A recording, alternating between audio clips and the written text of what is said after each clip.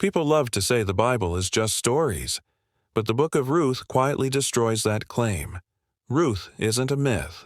It's rooted in real people, real places, and real customs that archaeology and history continue to confirm. First, the setting. Ruth takes place during the time of the Judges, a period we already know was chaotic and tribal. That alone fits perfectly with what archaeology shows. No centralized government, regional leaders, famine cycles, and survival-based economies. The famine mentioned in Ruth? That's not random. Archaeology shows repeated food shortages in the Levant during this exact era.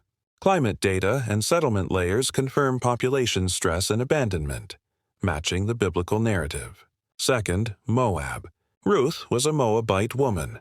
Critics say Moab was symbolic, but Moab was a real nation east of the Dead Sea.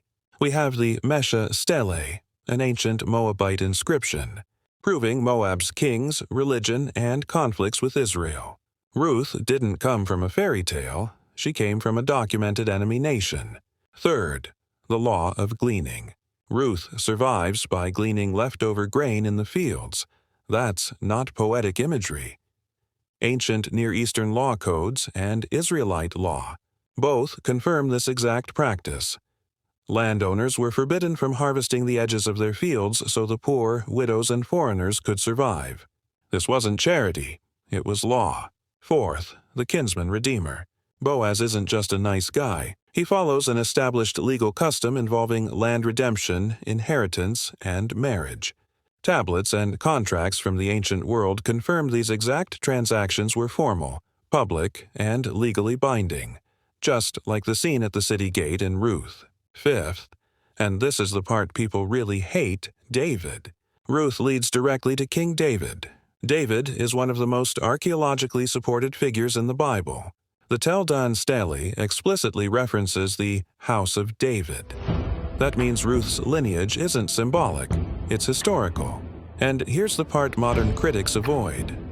Ruth isn't a story about power. It's about a foreign woman, a poor widow, and a faithful God working through ordinary obedience. No miracles, no armies, no spectacle, just real people in real history, documented, grounded, and inconvenient. And that's why people deny it. Because if Ruth is real, then God doesn't need myth to move history. He does it quietly, through faithfulness, law, lineage, and time.